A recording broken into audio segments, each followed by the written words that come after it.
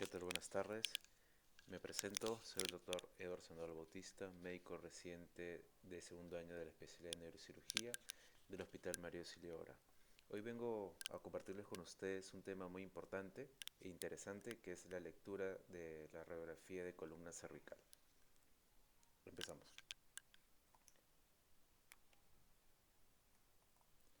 Bueno, primero la importancia de lo que es la correcta lectura de la radiografía de columna cervical. ¿Por qué es importante? Porque el área cervical es una área que se encuentra comprometida aproximadamente en el 15 al 20% de todos los pacientes politraumatizados que llegan a emergencia. Adicionalmente, dentro de estos pacientes se ha visto que las lesiones a nivel cervical están asociadas a un 30% de los pacientes que ingresan con el diagnóstico de un traumatismo craneoencefálico. Adicionalmente a estas estadísticas, también es importante mencionar que la región cervical tiene múltiples estructuras anatómicas muy importantes, y dependientemente de la parte ósea, que es la columna vertebral en sí, que genera lo que es estabilidad a toda esta región, también tenemos las estructuras de la vía aérea, lo que es la tráquea. Adicionalmente también lo que es la vía gástrica, tenemos la zona esofágica. Dentro de la columna vertebral también tenemos lo que es la médula espinal, y adicional a esto también tenemos lo que es la vasculatura de esta zona, que presenta un gran riego sanguíneo y obviamente también un bastante porcentaje de lo que vendría a ser el gasto cardíaco. Pero vamos a enfocarnos más que nada en lo que es la columna vertebral, porque es lo que podemos apreciar y estudiar con el estudio de radiografías. Bueno, solamente de manera rápida hay que mencionar que la columna cervical se divide en dos: la superior, que es de C1 a C2, y la baja, que es de C4 a C7. La C1 es la conocida como Atlas. Esta tiene su característica principal de que no tiene apófisis espinosa.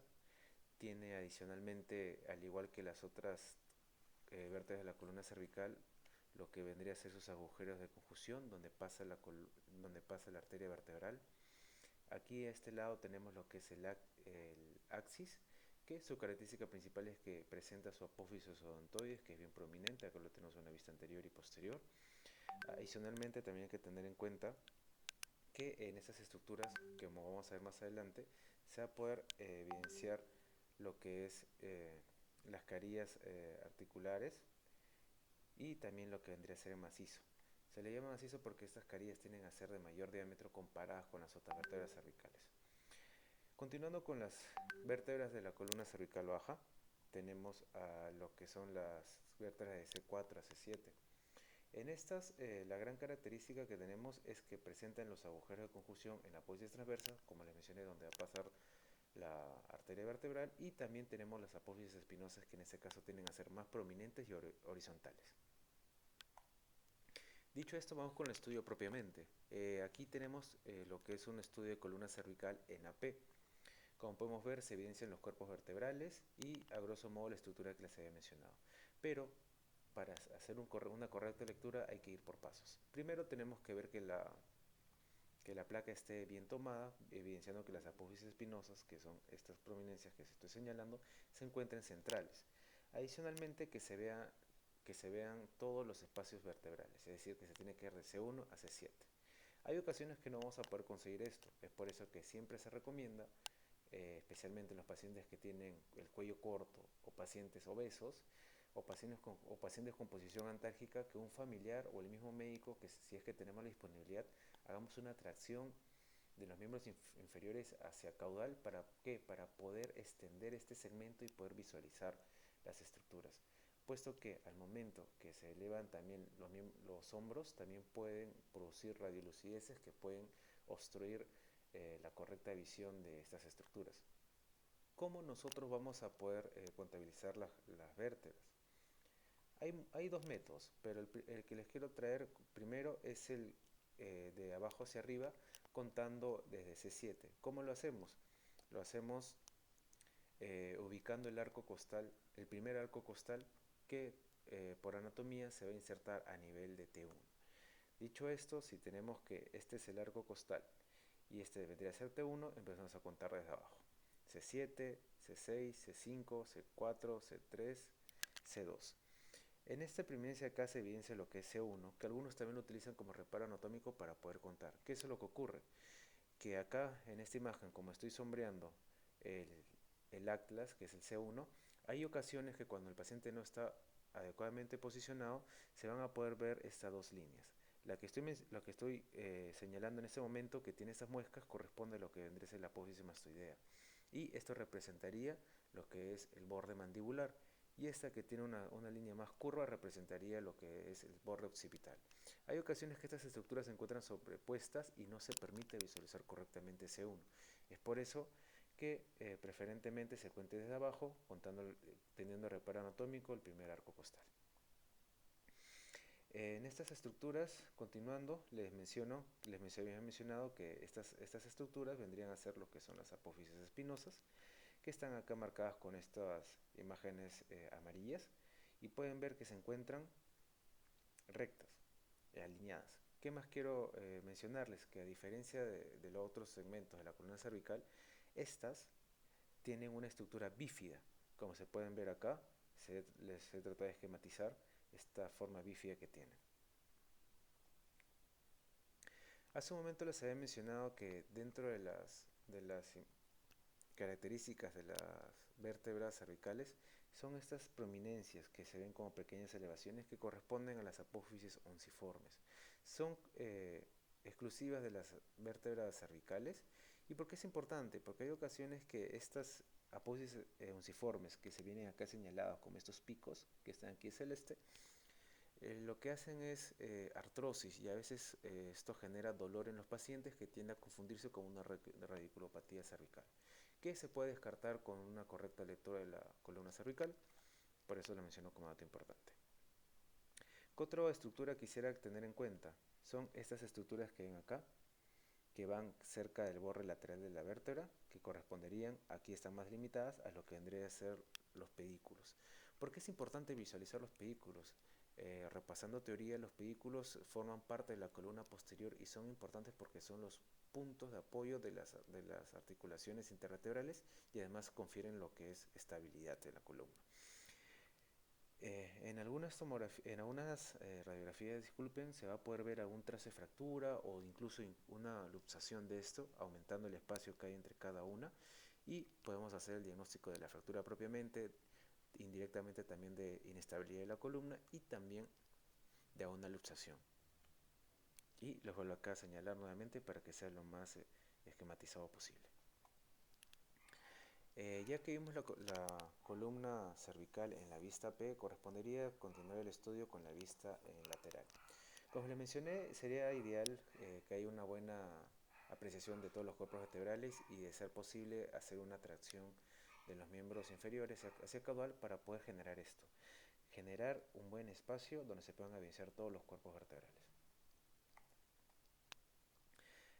Aquí otro reparo que podemos utilizar para contar es contar desde arriba, como les había mencionado, desde C1.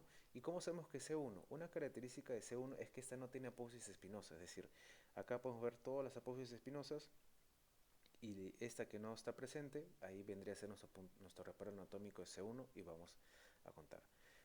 C1, C2, C3, C4, así hasta llegar a C7. De lo contrario, podemos empezar desde abajo, y en esta ocasión difícilmente vamos a ver el primer arco costal. Así que vamos a tener de imagen lo que vendría a ser la apófisis espinosa más prominente, que correspondería a nivel de C7 y se podría contar hacia arriba. Aquí está bien delimitado lo que vendría a ser los cuerpos vertebrales. Hay ocasiones que estos cuerpos se pueden ver como unos dobles relieves, que es por el movimiento, porque los pacientes que se les toma la radiografía de columna cervical tienen a haber sufrido algún traumatismo de alta o baja energía, pero tiene la característica que esto se presenta con un dolor, y al momento de generar el dolor los pacientes van a buscar una posición antálgica, tras la cual no se va a poder ver de manera muy nítida estas estructuras, pero teniendo un conocimiento de las estructuras anatómicas, sí se puede discernir muy bien los límites de cada cuerpo vertebral. También es importante esclarecer que aquí también tenemos que ver lo que vendría a ser los espacios intervertebrales, que en pacientes que puedan presentar una hernia de disco cervical se vendrían disminuidos, como si estuviesen aplastados. Y esto sería un signo indirecto de que ahí pueda haber una hernia o una compresión de disco cervical, que se corroboraría con clínica y más adelante con una resonancia magnética. ¿Qué más sería bueno ver acá? Es ver la lordosis fisiológica que tiene la columna cervical, esta pequeña curvatura, que en pacientes con politrauma, con traumatismo de intensidad variable, se va a perder esta angulación y va a haber lo que es una rectificación. ¿Por qué? Por un estrés y una contractura muscular a nivel cervical que va a generar la pérdida de esta angulación. Continuando, de acá se puede ver en la imagen lateral esta imagen que correspondería a lo que es, aquí lo estoy delimitando mejor, y al momento de poder marcarlo vendría a ser la apófisis odontoides que se ve de esta manera en la vista lateral. Es importante porque en ocasiones cuando hay traumatismos de alta energía con aceleración y desaceleración, especialmente con rotación, se puede ver cómo esta apófisis odontoides se encuentra con un trazo de fractura y dependiendo de la energía del impacto se puede ver hasta desplazada. Ahora estoy delimitando en este esquema lo que vendría a ser el arco anterior y el arco posterior de C1. Aquí podemos ver los límites del límite anterior de la apófisis espinosa y también estas cómo se van delimitando para poder dividir en la región posterior de la columna cervical.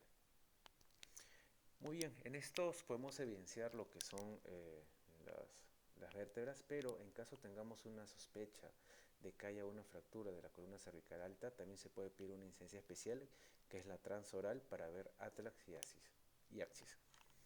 Como pueden ver acá, se puede ver delimitado lo que vendría a ser el cuerpo del axis de C2. ¿Por qué? Porque podemos ver cómo se evidencia lo que es el apófisis odontoides y por anatomía este vendría a ser los macizos o los caras laterales de C1. Acá podemos ver cómo se delimita en amarillo lo que vendría a ser el borde occipital y lo que vendría a ser azul lo que es la línea maxilar superior. Acá delimitado en amarillo les he traído lo que es la apófisis odontoides, que para que se pueda evidenciar de buena manera, y adicionalmente de celeste el cuerpo vertebral del axis, haciendo una mención en lo que es las carillas articulares, que son amplias. ¿Por qué? Porque aquí se puede evidenciar trazos de fractura y adicionalmente un desplazamiento que nos hablaría de una luxación.